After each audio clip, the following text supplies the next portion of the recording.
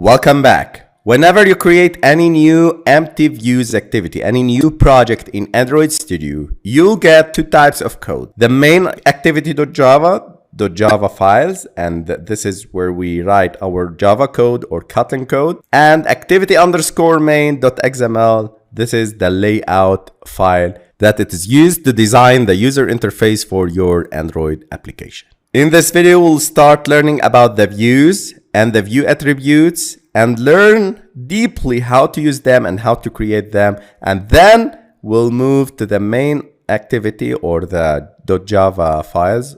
In Android Studio, when you are working with layout files XML to design the user interface for your Android app, you use various view attributes to define how each UI element, the view, should appear and behave. If we look here, we have three tabs: Code, Split, and Design. In Android Studio's layout editor, Split, Design, and Code are three different editing modes that allow developers to design and modify the user interface, the UI, of their Android app's layout. Each mode offers a unique way to work with the layout XML file and visualize the changes made.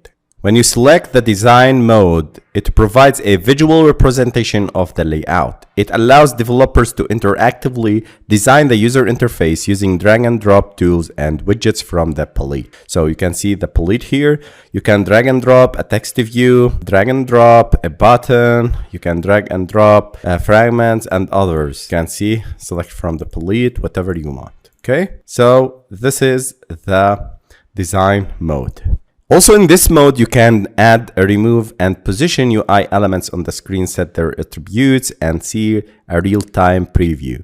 So you can see if I'm dragging this image, I can add some constraints to it.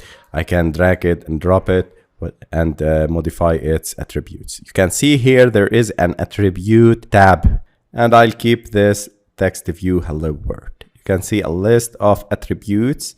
Can scroll down, and if I go into a code mode, select the code mode, you can see an XML file.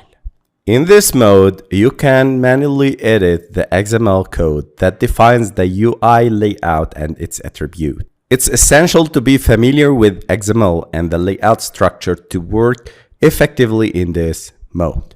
If we go split mode, this mode is a combination of design and code modes. It allows developers to see both the visual representation of the layout and the corresponding XML code side by side. So for example, if I create here a button, you can see that it appears here.